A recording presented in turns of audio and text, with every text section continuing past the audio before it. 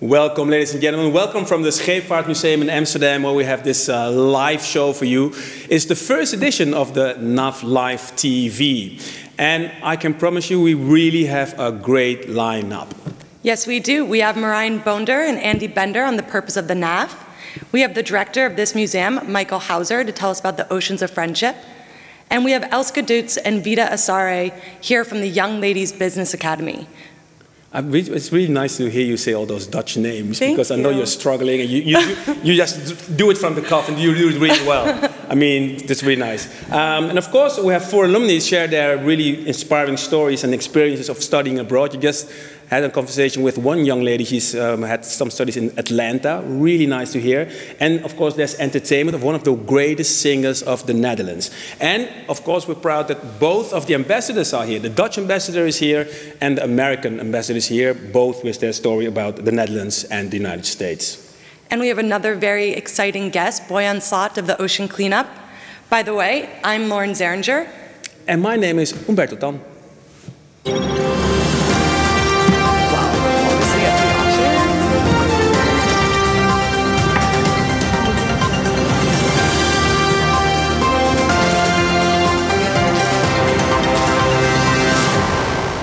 So you know who we are, you know where we are, but you don't know yet what we're going to do exactly, except for the guests. Lauren, enlighten us. Why we're here tonight? Yes, well, we're here tonight for raising funds for the NAF, and we are here at the Scheepvaartmuseum in Amsterdam, also known as the Maritime Museum.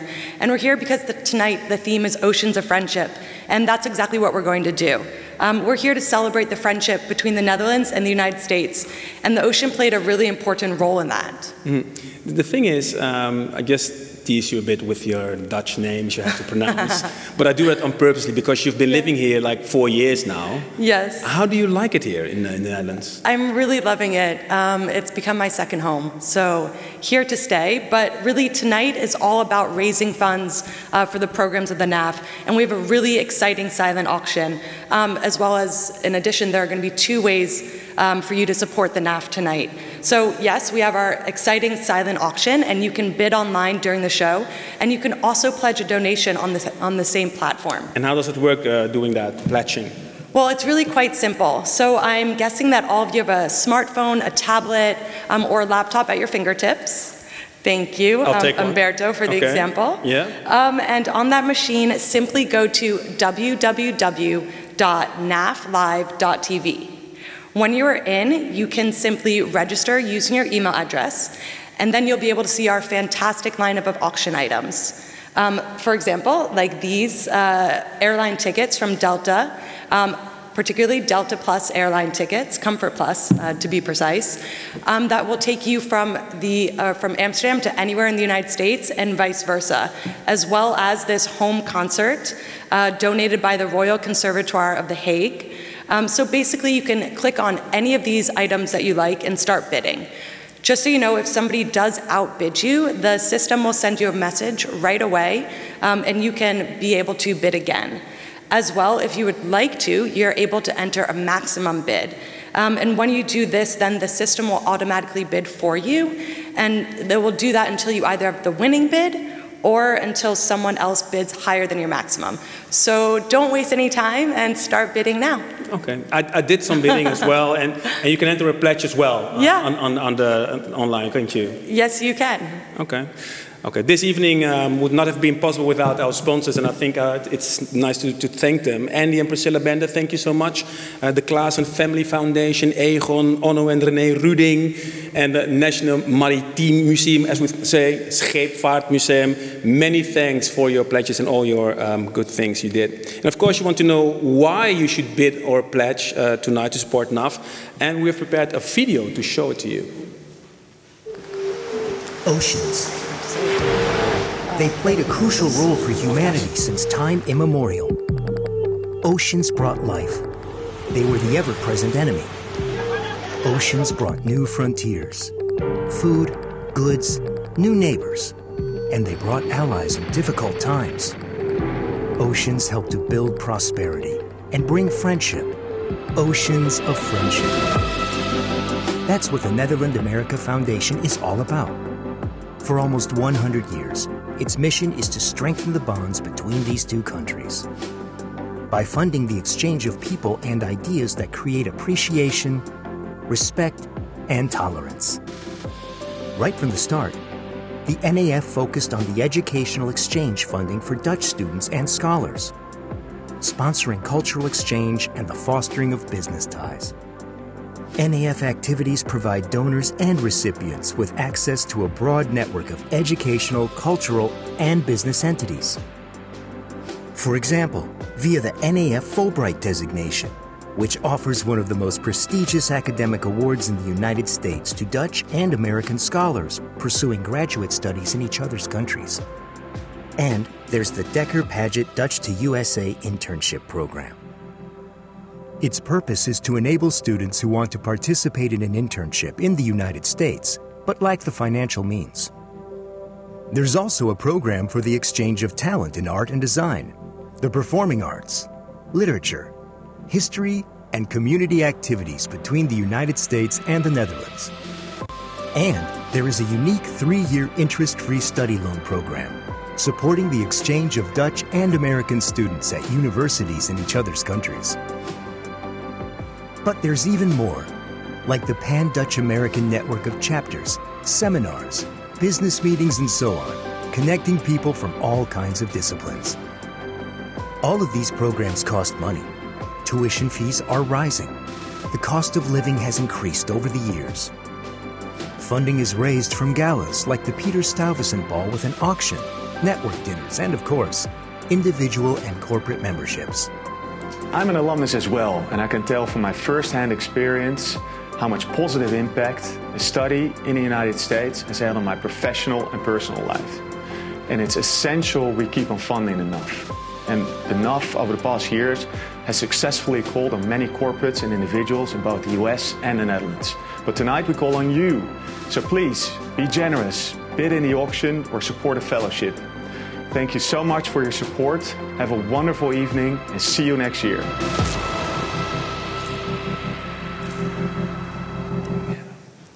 Lots of history, lots of information as well, but you can't expect that of a 100-year-old, almost 100-year-old organization. Let me introduce our next guest. With me here at the table in the Scheepvaartmuseum is Marijn Boender. Welcome, Marijn, chair of the Netherlands chapter of the NAF. And joining us from his home in New York is Andy Bander, the chair of the Netherlands-Amerika Foundation over there. Thank you, Mr. Bander, for joining us as well. Welcome, both of you. 2020 was a challenging year so far. And when you say 2020, in 30 years, in 50 years, we would say COVID-19. Marijn, how would you say that COVID had impact on the NAF? Well, it's had quite an impact because actually we had planned to be here tonight in a completely different setting. Like we did last year at Leiden at the Pieterskerk when we had our first ever NAF Gala. We had intended to be here in the beautiful atrium of this museum with hundreds of guests, all black tie, evening dresses, a big dinner. But of course, COVID stopped us from doing that. But of course, the NAF, we've been around for 100 years because we think of new things. And we decided to basically change course, to use the expression. Like an entrepreneur. A bit like an entrepreneur. Yeah. And we decided to basically host NAF Live TV. And the great thing about that is, of course, that we have not only people from the Netherlands being here in person or being able to visit and attend the gala. I also noted that we have dozens, if not hundreds of people watching from the United States and other places in the world. So it's an opportunity as well. Very, very exciting. And we're happy to be here tonight. But I'm still wondering, couldn't we have just, or the NAF just postponed or just canceled and moved forward, into another year and just put 2020 kind of to the side for now? Well, Andy, that's one for you, I think. Yeah, thank you, Marijn. Thank you guys for having us here tonight. And we need the funding each year to make sure that we can pay for all these programs we've had in the last year alone about 14 Fulbright scholars, 6 students who we gave loans to. We did over 70 different business events, and all of this takes money. And if we don't raise money this year, we won't be able to do it next year. And so we need to continue this, and that's one of the reasons why we're organizing this for tonight. Andy Bender, there's another big issue this year in 2020. COVID is one, and the other one is Black Lives Matter, for instance. That movement and the call to get rid of inequality. How do you and NAF feel about that? Well, we feel very strongly about that, and thank you for raising that. It's very important and near to my heart. You know, the NAF, as you know, has had the Dutch and USA program funded by Dekker Paget, which is a program that has been supporting students from economically disadvantaged backgrounds and enabled them to get internships in the United States. We've also had student loan programs to support students of economically disadvantaged backgrounds. And so Black Lives Matter goes a lot further. It also reaches into, you know, the economically disadvantaged, people from different religions, different colors, different genders, that we support to and give this opportunity to. That will be hopefully a life-changing event to them. One short thing, I like your pin, by the way, with the flags, the American and the Dutch flag. Yes, I'll send you one. Yes, please, do so. Thank you, Andy Bender, and thank you, Marijn. Thank you so much. In almost 100 years of its existence, you always have lots of friends, but the NAF has royal friends. Corona may jeopardize our dinner, but the goals of the NAF are too important to skip it altogether. The exchange programs and their beneficiaries deserve all our support, especially in this year. We therefore ask you to help us realize these wonderful goals. The pandemic has taught us that education cannot be taken for granted, amongst other things. The fellowships have proved to be life-changing experiences, and we don't want to deprive the recipients of this opportunity, even if the realization may be postponed. So, enjoy this experimental and memorable evening, and let's make it a success. And more than ever, we raise our glasses to your health. Her Royal Highness Princess Margriet. That's the aunt of our king, King Willem-Alexander. And I have to say, NAF is quite quick because I just asked it and I just already got the flags.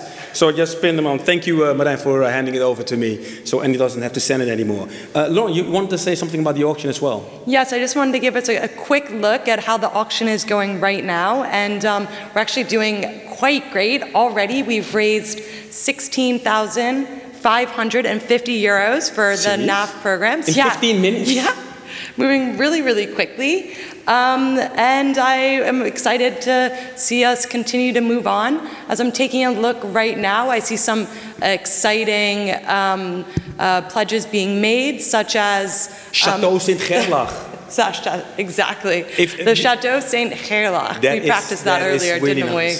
That's a really nice one. What time does it close? So the auction closes tonight at 9:26 sharp. 9:26, not 25, not 27. Not 25. 9:26. Exactly 9:26. Okay. So be sure to get all of your bids in before then. We keep you posted on what's happening with the auction. Let's learn a bit more about the place we're here at tonight. We say Scheepvaartmuseum or Marine Museum. Earlier today we had an interview with the director of this beautiful museum, with Michael Huizer. Our motto is water connects worlds. It's about connecting people, it's connecting culture, all related to water. Because we struggle against water, we love water, we play with water. So water relates to us. Welcome in the National Maritime Museum. We are here in the warehouse Slat Zeemagazijn. This building was built by Daniel Stalpaert, the famous Dutch architect. He built this building in 1673 in 9 months' time, and it was the warehouse of the Royal Navy. So I'm extremely proud to host this event here in the heart of Amsterdam. The function of this warehouse, Slans Zeemagazijn, was to collect goods and send them over to the world, and the ships were here collecting the goods, and from here they went to Asia but also to Brazil and to collect goods, and they came here back and sent them all over the world. Michiel Ruiter was just around the corner here. He had the Prins Hendrikkade, and the office of the VOC was just here, Admiraliteitskamer. The National Maritime Museum is not only focusing on the 17th and 18th century. We have the largest cartography collection in the world, but also in the position nowadays. So we tell also a story about raising water, for example. So we connect stories from the 17th, 18th century with stories nowadays. You're all aware that Old Amsterdam and New Amsterdam are connected. That Hudson took over to the ocean, to the New World. Peter Stuyvesant was there. So it's an honor to be in the Old Amsterdam and we reconnect our strength. I really would like to say to you, enjoy life, connect through water, drink with the water, maybe wine, and give a lot of money for friendship between America and the Netherlands. You like that? Well, yeah, what a beautiful connect beautiful through water. Connection. Yes, exactly. I think he said water and wine. And wine. Is that correct? No, that's what you heard. That's what wine. I heard. Yeah. But now I'd like to just bring our attention back to the auction, and I hope that you guys are having fun checking out all the great items that we have up here. And also would like to bring attention to one of our most special pieces, a beautiful piece of art made by internationally renowned sculptor Ronald Westerhaus. Let's have a look. This work is brand new. It's called Tornado. Of course, all the works are unique, high polished, in the best grain of stainless steel. And I think it also reflects the time we're in. We're maybe in the eye of the tornado, we're in turbulence, but I think in a positive way. We are going to go to a new future, and that's what this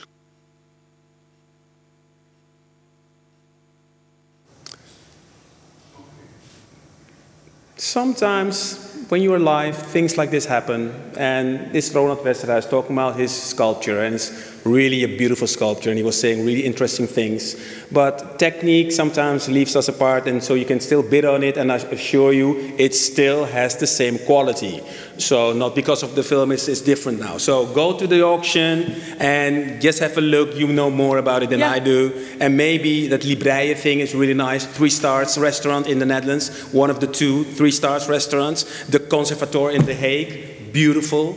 And I mean, you can take your pick, and there's so much choice. This one. Yeah, and I would personally like to bring the attention to a great double date night, 4 VIP tickets to the Nederlands Dance Theater, and it will also come with an illustrated signed book and a meet and greet with the dancers. So I know I have some friends out there that love dancing.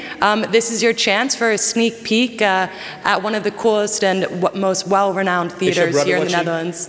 I wish he was watching. Yeah, because he's in the States. He's in the States. He knows you're hosting in the Netherlands. He knows I'm hosting in the Netherlands. Okay, so he's going to watch this when he gets back. Yeah, hopefully. We'll get back later on. Yeah, we'll get back to that.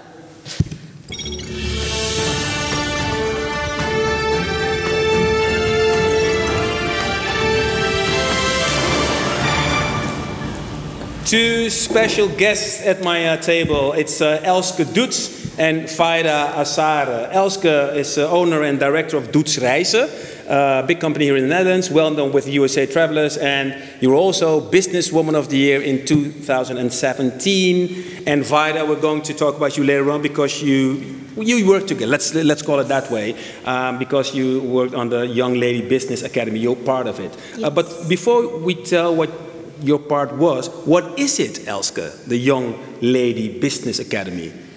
Yeah, it's an academy for young girls. It's a non-profit initiative, and it's for young girls between 15 and 24.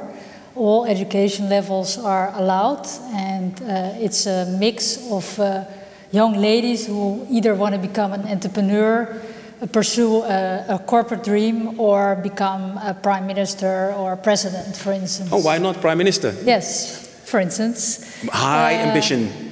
big ambitions, but they need a lot of release of uncertainty because they need to grow self-confidence. And I helped them with that. And after 3 years, because I founded the Academy in the year when I became Businesswoman of the Year, I already have 330 alumni. 330? Yes. Wow. All female? Yes. Of the highest level? Yes. Impressive. It is? Yes. Yeah. Would it be something for you? I might have outgrown in terms of the age bracket, but if I were a young woman, this would definitely be something that could set my career on the right trajectory. Yeah. Yeah. So why did you team up with NAF? Because my company, Doets is primarily focusing on the USA, and the USA is one of my biggest, like the Netherlands is your second home, America is my second home. And so there's an alignment, and I also really like the focus of America, land of opportunity. I give opportunities to these young ladies, no limitations, so I think this is a perfect partnership. What is your ambition, Faida? Well, my ambition is to become president of Ghana. Wow. Yes. Okay, I'm sitting. And I told this to Elske, and she wasn't even surprised. She's like, okay, that's a nice dream. We can work on it. And I've been part of it, of the 5th edition, together with, I think, 88 other women, young women. And they are all very ambitious, very beautiful, have pretty dreams, and it really motivated me to also pursue something. And why do you want to be president of Ghana? Well, I've passed through things. I'm born in Ghana, and I know what I've seen in Ghana and what Ghana is passing through. And I also know what the Netherlands has that Ghana doesn't have. And I hope that one day I can bring wealth to Ghana. I know I'm not allowed to ask that, Okay. but I think to put your dreams in perspective, Okay. How old are you? I'm 19. You're 19 years Yes. old. Do you have a time path when you want to be the president of Ghana, or is it without time schedule? It's without time schedule. I just hope to build a network and get to know myself better and build myself up to the power woman that Ghana will need.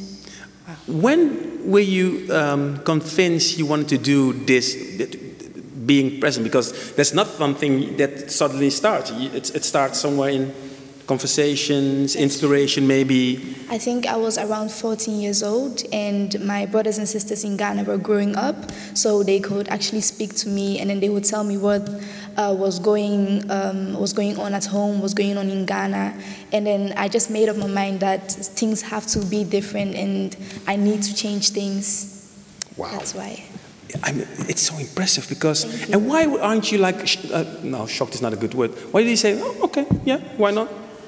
Yeah, it's really great because she is one of the 330 who all have these great ambitions. So that makes me feel really a rich person to help them to really chase this ambition. And you sit here so relaxed, and I'm sitting next to you. I'm That's quite dignity, yeah? No, the thing is, sitting next to her here, I'm convinced that you're actually going to be a president, the president of Ghana. I'm sure I am. You see? There we go. The Netherlands America Foundation has a lot of friends, and you are friends of them as well. Thank you so much, Elske, and thank you so much, Faida. I hope you succeed, and thank you for the opportunity and the platform you give to all those girls, Elske. Thank you. The Netherlands NAF has lots of friends. Henjo Guitens visited some of them to find out why they have a warm heart for NAF. The Netherlands America Foundation has gathered many, many friends over the almost 100 years of their existence. And I'm wondering why. What moves these people? Why are they friends? The best way to find out is to visit them and ask them. Let's go. I think we cannot start off better than by asking one of our former prime ministers, Jan-Peter Balkenende. There are so many challenges. We talk about issues around human rights, democracy, trade practices, climate change, inequality. And then it's so important you know each other, that you have a better understanding. So therefore, it's really key to meet each other. Yeah, and I think studying in each other's country can really help. You're completely right. You should stay a bit longer in a country to get a better understanding. And if you are longer in a country, it will lead to friendships. You will learn more. You know more about the culture, the history of a country. So it's a big advantage if you can stay longer in a country. And therefore, the cooperation between the US and the Netherlands is really important. We're about to meet one of the former co-chairmen, or should I say co-chairwoman, of the Pieter-Stuyvesant-Bal, Margriet Soeterman-Rijnen. In her day job, she is a member of the executive board of Aon Holdings. That's one of the world's largest insurance companies. But she's also the leading lady of Topvrouwen. Topvrouwen is the executive which was founded in 2016. It's an initiative supported by the Social Economic Council, which is actually looking after the fact that top female executives should reach the levels they're looking for, which is of course just like man the top. You see that the world is a little bit polarizing. I think diversity and inclusion and equity are themes which are extremely important nowadays to build bridges. Our Netherlands American Foundation actually enables those relationships to be built from a very young age of those students. Suppose you love classical music. Well, then you must know the Royal Concertgebouw Orkest, based here in Amsterdam. And they are a French fund partner of the NAF. Hi. Hi. Good morning. Yeah, good morning to you both. What is this place? What is this room? Actually, you have just entered the Amsterdam Zaal. This is the small rehearsal room of the Concertgebouw Orkest. And what's the relationship with the Concertgebouw Orkest, the Royal Concertgebouw Orkest, with the United States? It was in 1954 that the orchestra went to the US for the first time. Yeah, it was a huge tour, and actually at that moment a really intense relationship was built. And NAF helps us to to raise funds in the US and to transfer these funds to the orchestra in the Netherlands. At the same time, we received some cultural grants of the NAF, so we're very grateful for that. Okay, mutual benefits, I suppose. Absolutely. For our next interview, I would love to travel to the US, but that's not going to happen. It's going to be another Zoom meeting. And that's with Paul Klaassen. And he's the founder of Sunrise Assisted Living, a pioneer in the field of senior living in the UK, US and Canada. And he's an American citizen, but with true Dutch roots, and a friend of the NAF. Hi Paul. What's your relationship with the Netherlands? Because you are an American citizen. My parents are both Dutch citizens when I was born in Seattle. And my omas, or grandmothers, of course, also lived back in Holland. And in my early 20s, I started a business based on the Dutch approach to elderly care. And I brought many of those concepts to the United States. So I have benefited firsthand from the cross-cultural experiences. Well, Paul, this is the moment that you can make a pledge for the mission of the NAF. And what would that be? Well, I would ask that everybody who believes in the benefits that come from a strong relationship between our countries, anybody who has seen the benefits of that in their own lives, believe that it is good for our two nations, that they support the mission. They support it through scholarships. They support it by attending our events, through our auctions. By doing those things, you'll ensure that the next 100 years of the NAF will be very successful. You'll be investing in the continued positive relationship between our two countries. Our next video interview is with Bas Nieuw-Wemen. And he's the global CEO of Aegon Asset Management. And Aegon is one of the sponsors of this evening. Hi Bas, do you think that studying in each other's country is a good way to learn more about culture and the way of living?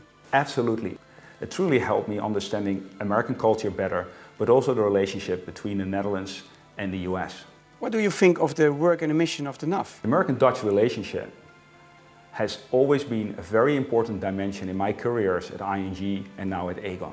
We serve more than 13 million customers in America.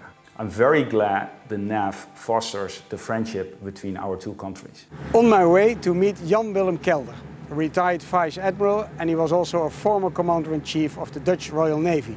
And of course, we're going to meet him on a ship. Hi, Mr. Kelder. I'm curious, what are your connections with the US? Of course, by the Navy.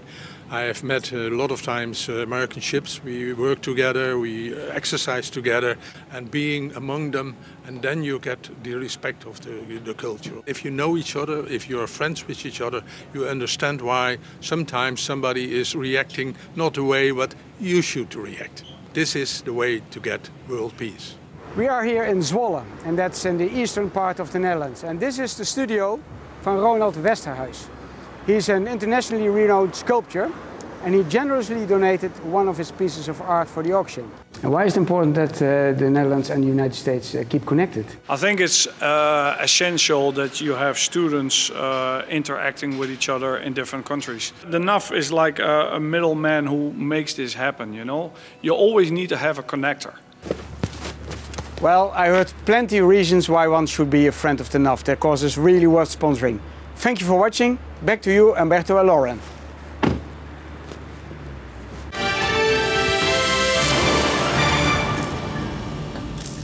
It's nice to see all those people who support NAF and support the idea of NAF, supporting them to send students to the United States. And two of those students, if I can call you like that, are here at my table at the moment. Tim van Doren, with his New York shirt. Well, it's deliberate, do you? It's kind of deliberate, but it's also my comfy sweater, so... Okay, it's your comfy sweater? Yes. Okay, and it suits you. Tim van Doren, and here Gwendolyn Benschop as well, with Ghana roots as well, so we Ghana represent. Tim, first, you participated in a Dekker Padgett Dutch to USA internship program. Maybe you can enlighten us what that is. Yeah, so this program basically gives financial support to Dutch students who have the ambition to really kickstart their career through an internship in the US. And specifically, it focuses on those students who perhaps don't have the financial means to really go out there.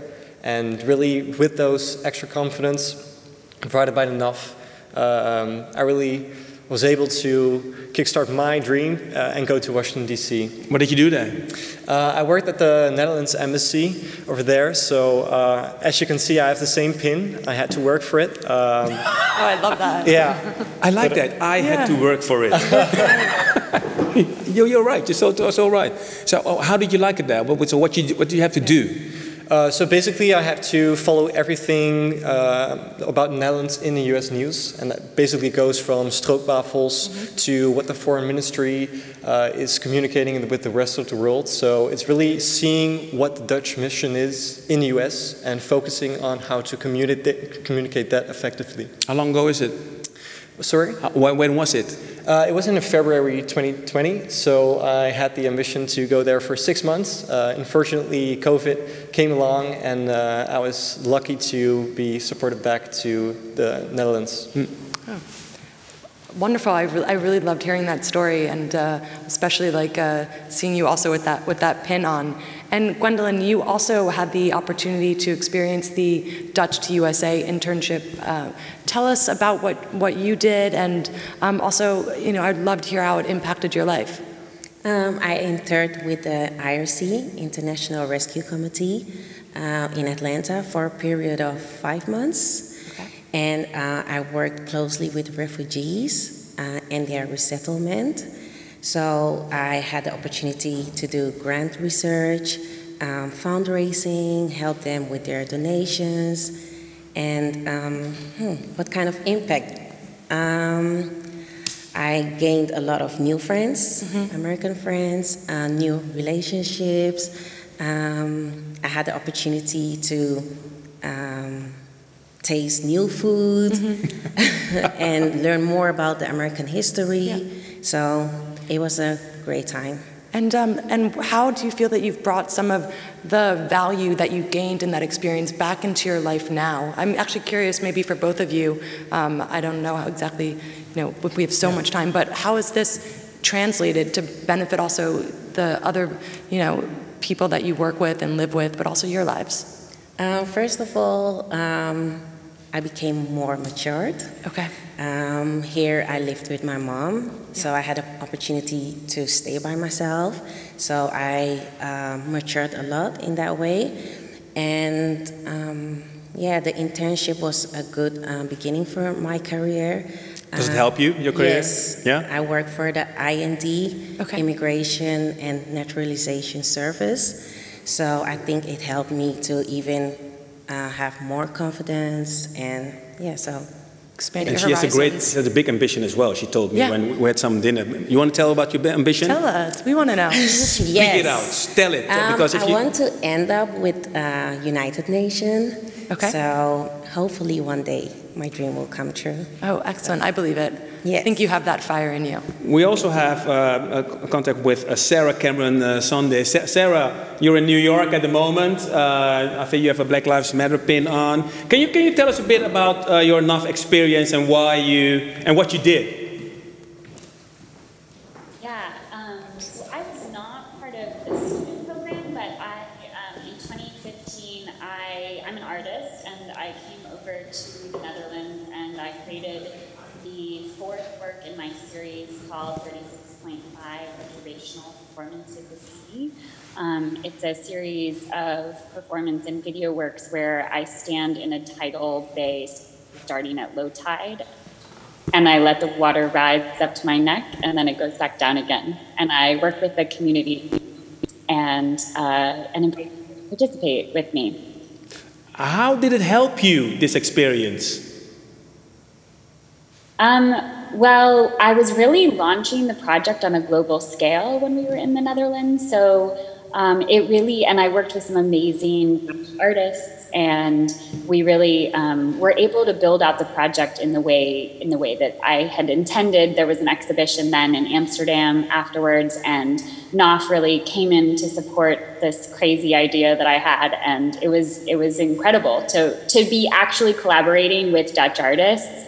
And spending 7 weeks on the ground making this work laid the groundwork for the rest of the series, which still continues today. And behind me is a photo from Aotearoa, New Zealand, where I was actually over there when COVID hit. We were 6 days away from the 8th performance work when the country shut down, and I had to come home. Evelyn is at the table. Thank you, Sarah, from New York. Evelyn, you're here at the table as well. You had a NAF Fulbright Fellowship as well. Yep. What did you do with the NAF Fulbright Fellowship? Congratulations, by the way. It wasn't a long time ago, but still. Yeah, it was really nice to receive it. It was actually a NAF-Kika combination. So I did research in pediatric oncology. I went to San Francisco to the UCSF, the University of San Francisco. And there we worked with very sick kids. They had to go through bone marrow transplantations, and in order to get them the right chemotherapy and the right dosing for a kid is different. And why did you want to go to San Francisco especially? Well, it's a beautiful city, but it was also because it just happened to be there where this project was running. So I went for the project, basically. I can imagine maybe somebody is watching it now and thinks, okay, I want to study in the United States as well. My daughter did it as well. She wanted to go to the United States when she was 12 years old, and she went when she was 17. She has high expectations, and they were fulfilled because she really liked it.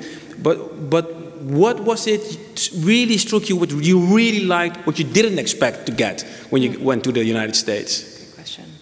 Well, there was a lot. They are really happy and positive. That's something that I really gained there. When you are here and you do good work, you might get a tap on your shoulder, like a bit of a good work, but you always have criticism. And over there, when you do a good job, they tell you you're smart, good job. Right, good job, let's continue. And that's really motivating you to continue your work and to work even harder and get the best out of yourself. Is that your experience as well, Gwendolyn? Yes. Americans in general are very friendly, and they had a great impact on me as well. During my work, they give you a lot of feedback, and they help you so much. So that's different. So you went there and you did your research. What was the main conclusion you had after you left the States and you came back? What did you bring with you?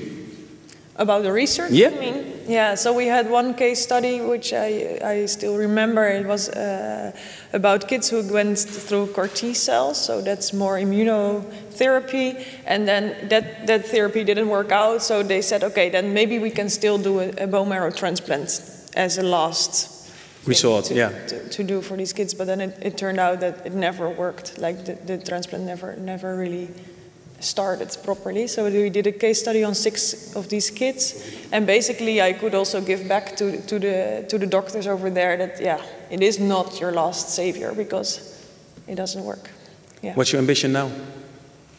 Yeah, there's big ambitions already heard. So I know, but I'm curious. In research, when big dreams, maybe become a professor once, but let's see how it professor? goes. Yeah. In what field? In oncology? In translational science, yeah. Wow.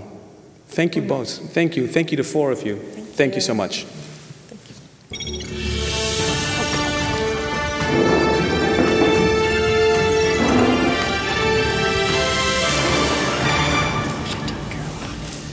So, let's have a look at the auction. An update, Lauren. Yes, well, let's just start with the fact that we've all now heard how life-changing it can be to study in another country. And we all know that studying is becoming more and more expensive. And so the NAF does need funds to grant these opportunities for life-changing experiences, as we've heard about just now. So let's take a look at how the bidding is going. I just received some exciting news, hot off the press, so to say. For right now, we've already gotten up to 21,350 euros raised, so you guys are doing great. And some of the most exciting options or exciting kind of biddings going on today are for the Burger Zoo. This was actually something I had my eyes on. Okay. I absolutely love animals, and it's a private tour there. As well, we have in place number 5 is the stay at Chateau Saint Gerlach. We were practicing the pronunciation there. Saint Gerlach. Saint Gerlach. Saint Gerlach. Did I get it right yet? Yeah. Oh it's my in God, Limburg, almost. in the south of the Netherlands. Really beautiful. Where you have your mountains. Yes. Yeah, exactly. Hills. Your hills. But I would also like to make a point to keep bidding. And for instance, by bidding on a personal bike tour with Rosa Zahringer. She is a past NAF Fulbright alumna herself, and she is an expert on all things urban cycling. So she will take you and 3 friends on a private off-the-beaten-track tour through her hometown of Amsterdam, giving you a real, kind of a peek into the real Amsterdam and cycle through the various neighborhoods, both old and new. So this is something that looks great. For those friends of mine that are watching, my birthday is soon, and I would absolutely love this. When is it, your birthday? October 6th. Serious? Yeah. I'm October 26th. Oh my gosh. I'm serious. And you also have green vouchers, fee vouchers, is that already? Yeah, we have a bunch of other really exciting auction items. In particular, I'd like to point out, for those of you who are ready to get your golf game up to par, we have 4 green fee vouchers donated by the Hilversum Golf Club. The Hilversumse. The Hilversumse. The Hilversumse Golf Club. And your golf game will definitely be put to test. These are some of the most beautiful greens in the Netherlands.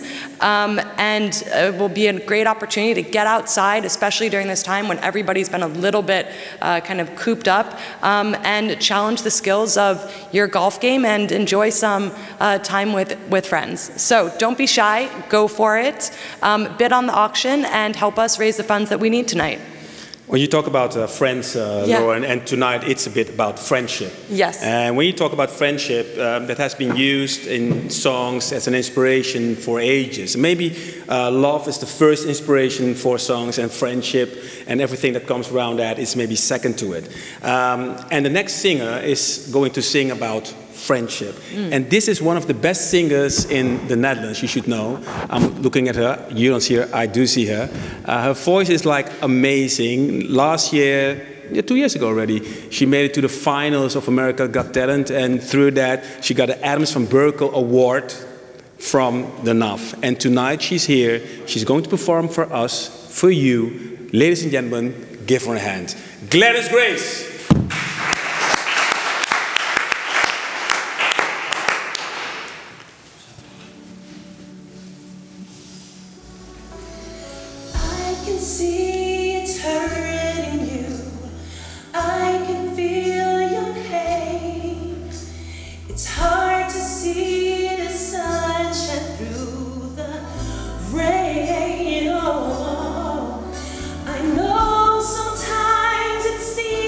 As if it's never going in, but you'll get through it. Just don't give in, 'cause you can count on me. I'll be there. Friendship that will never end. You are weak, I'll be strong, helping you to carry on. Call me, I'll be there. Don't be afraid now. Please believe me when I say, count on. I can see.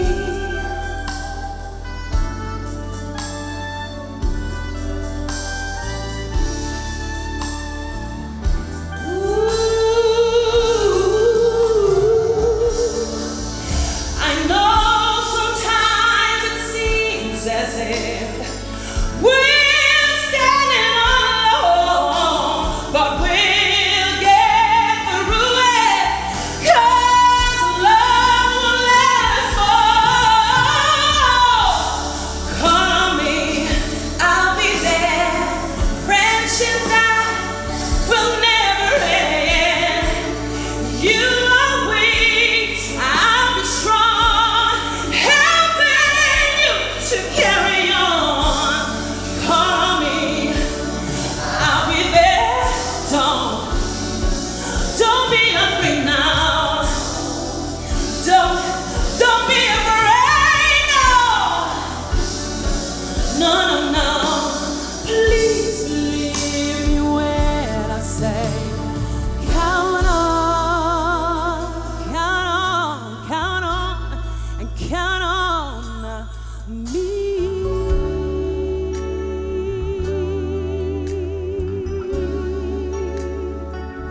Oh, yes you can, sure you can. You can count on me.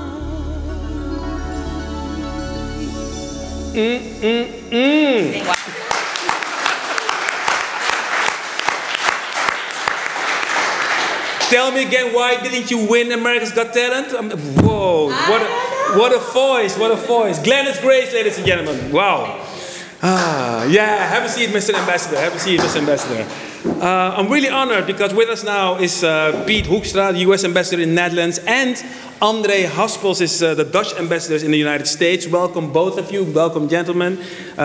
In the NAF missions, it says that understanding, appreciation, and respect for each other's culture and the way of living are the pillars of a long-lasting friendship.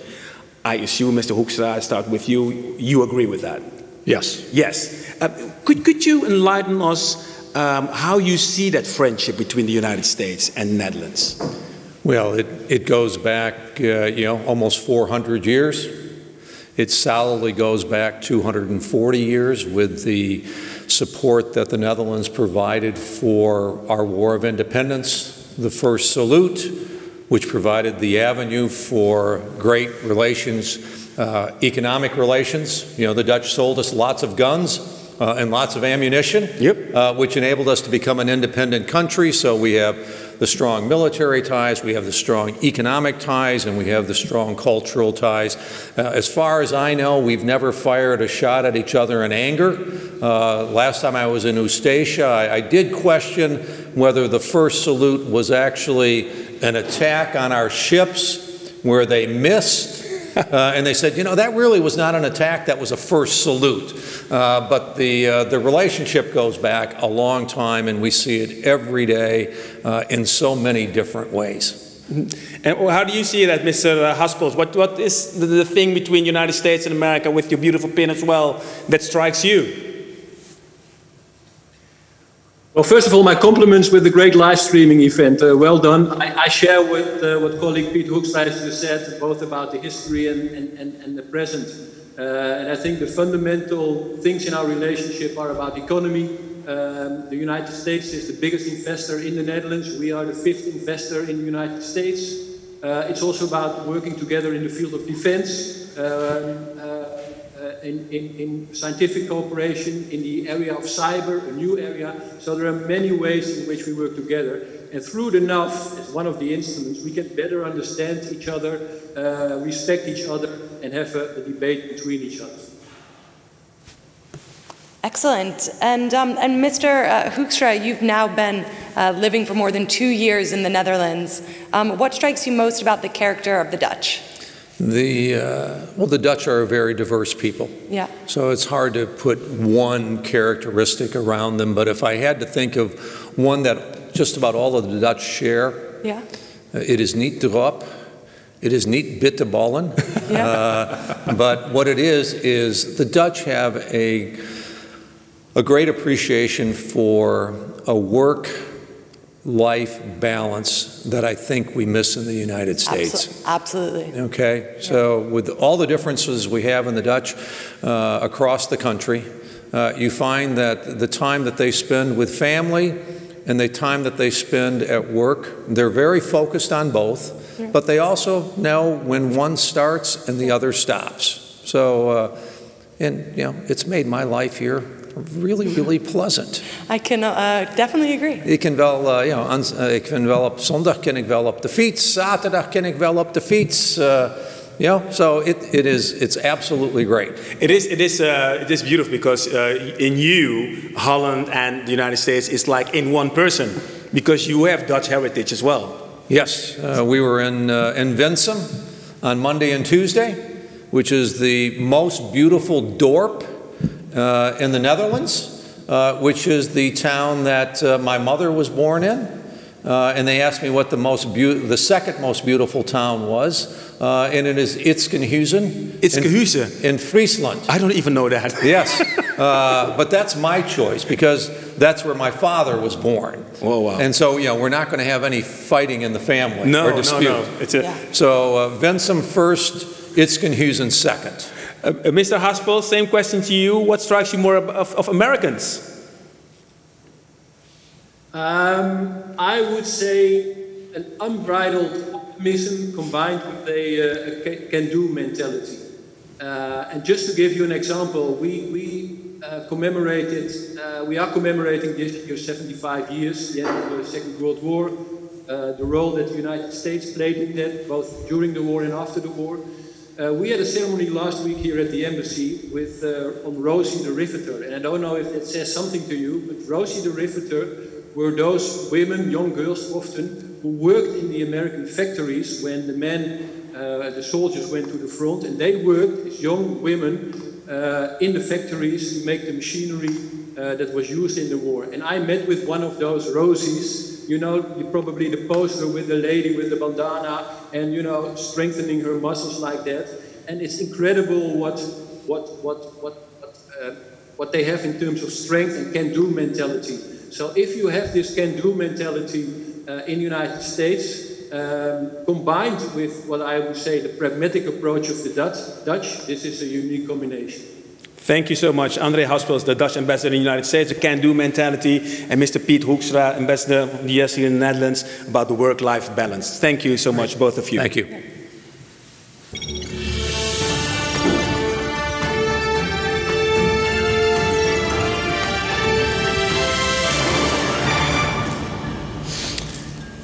Yeah, it's becoming a good tradition that the Dutch branch of the NAF hands out the Adams van Berkel Award to someone that makes the difference in the relationship between the two countries. Like John Adams did, the second president of the United States, he signed off the Treaty of Amity and Commerce with the Dutch in 1782. And Pieter Johan van Berkel, the first Dutch ambassador in the United States, last year the award was handed out to Glennis Grace, just thank for you, for reaching the finals of America's Got Talent, and we know why.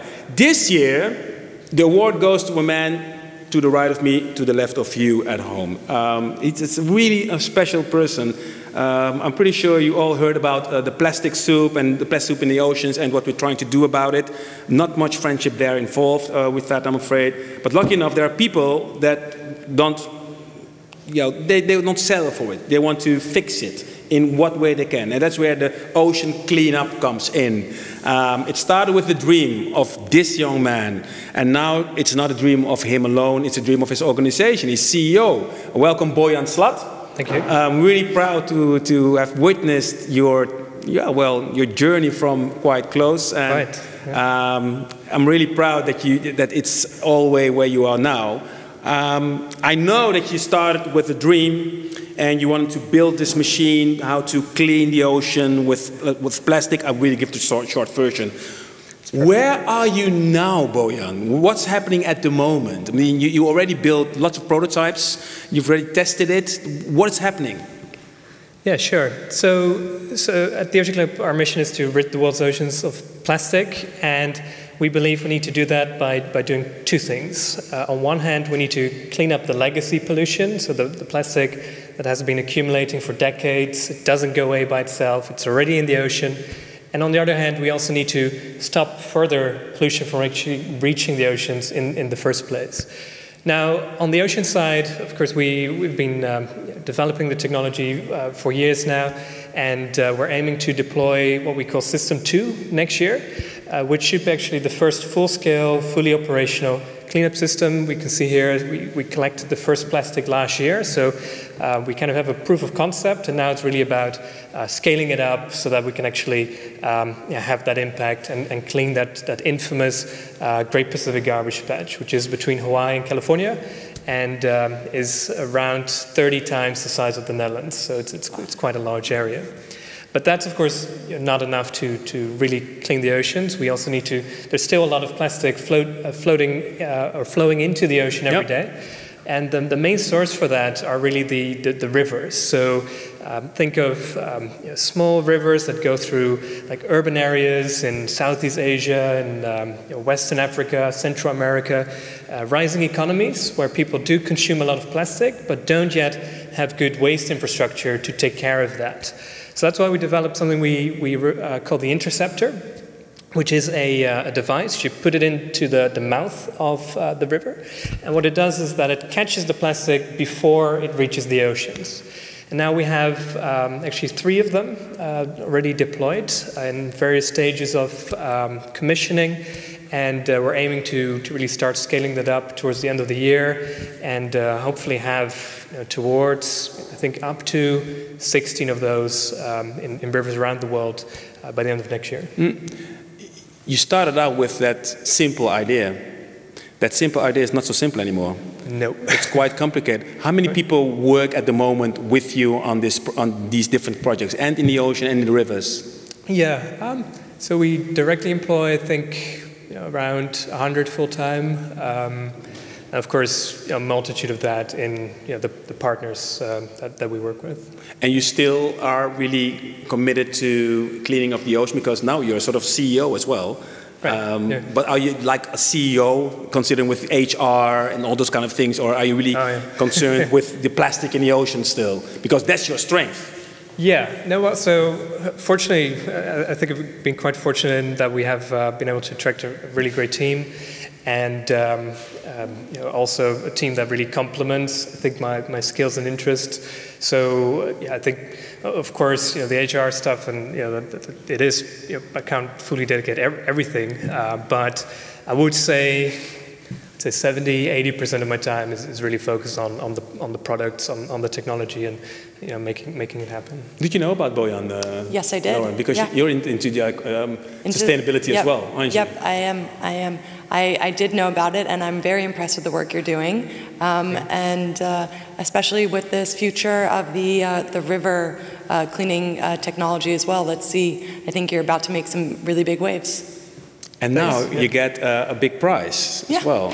And the winner of last year, Glennis Grace, will bring it in, the Adams van Berkel Award. And you make a difference in the relationship between the Netherlands and the United States. Glennis she can't really hand it to you because of COVID, of course. Yes. But look at this. And this is really, you can keep it. Glennis has hers at home as well. Congratulations. That's wonderful, thank you. Keep doing the amazing things for the world. Thank you. Oh, pleasure. Thanks. Yeah, my pleasure too. Thank you. What does it mean to you, this beautiful prize, Boyan, if you look at it? It emphasizes on the fact that you have like a positive impact on the relationship between the Netherlands and the United States. Yeah, well, it's of course highly appreciated. So thanks everyone. It's of course the link between the Ocean Cleanup and the States is of course very strong. Actually, our largest support base is in the United States. Thanks to, or actually with the help of the NAF, we've been able to get a lot of that support to our foundation, and actually we'll be deploying one of our interceptors in California next year. Okay. So, wow, awesome. And so the most plastic part of America, right, and the downstream of Hollywood. So yeah, we'll sure be catching a lot of plastic there as well. It's so.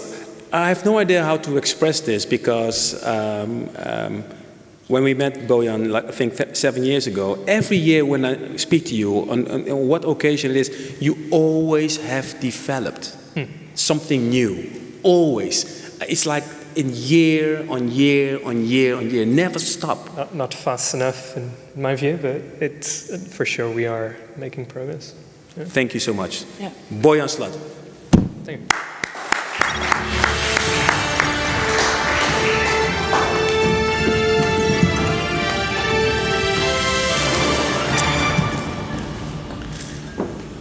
Lauren, take us with you on the status of the auction. Well, I will have to let you guys know you did such a good job. The auction is actually now closed. And we did raise 23,410 euros. Yeah, let's go, 23,000. That's cool. Yeah, it's great. I had no idea what the mission was, but 23,000 sounds like a lot to me. Well, it's not your only opportunity to be able to support the programs and the future of the NAF. We'll be able to get into some of those more, but for now, let's jump into our interview with Henk. Yeah, well, our final guest is Henk Guitjens, who has flown especially for this event from New York. Henk, you're the chair of the Peter Stuyvesant-bal. That's correct. What's happening with the ball? Because it's planned for November 20th, I assume. November 20th, we had it planned, we had it all set up, with reservations, and everything was arranged for the royal family to come and so on. But in the end, we had to decide to not do it. There are 3 mandates going on, the federal mandate. We have, of course, the state of New York with a mandate to come do things. And, of course, the city of New York, Mr. de Blasio. So we felt, with the social distancing and the fact that you can only have 4 people at a table of 10 would be impossible. You could not do a dancing, you could not do the nightclub and so on. So we decided to go virtual as well.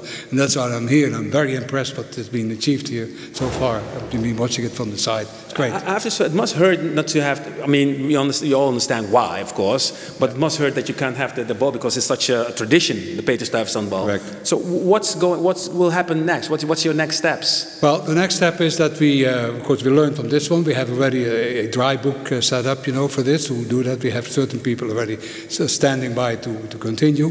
We feel that we have to continue. That the mission of the NAF is very important, education and cultural exchange and so on. And we have to make sure that the mission gets brought out as well. So we have decided to continue. We do it in a professional manner, like this one here, with studio quality, etc. It's going to be a little more complicated because we may connect it with the Netherlands with 4 or 5 locations in the United States. We do that next week as well at the Washington Ambassador Dinner, which of course will be hosted by Mr. Haspels, his residence, some other location. We feel we have to do it, and although we will never raise the kind of money, we can do that because last year we had 100 years KLM and we had 520 guests. But next year, 2021, is the 100th anniversary of the NAF. So that's going to be a very, very special year, and I hope that we will be allowed to do it the regular way. Everybody, we really would like that to happen because 100 years, I witnessed the KLM 100 years party. That was really a big thing, and NAF 100 years would be like really, really, really special. I hope so that it will succeed. Let's hope so. Keep fingers crossed. Keep a finger. When you're going back to the States? I fly back on Friday night, Friday evening. Isn't it weird to fly in that empty plane? There were only 30 people on the airplane when I came in. I was all prepared with all my vaccinations and all the 3 tests, etc. And I expected the GGD to be there to take the temperature. There was nobody there. Nobody there. I was out of the building in 15 minutes with my luggage. Oh. Wow. But I feel very good. Okay. Well, thank you so much. Thank you very much. And do you get another note now? I did actually get another note because, apologies everybody, you did even better than I thought you did. So not only including the live auction, but also including all of the pledges that we received tonight, we actually were able to raise 63,410 euros. Oh yeah! Wow.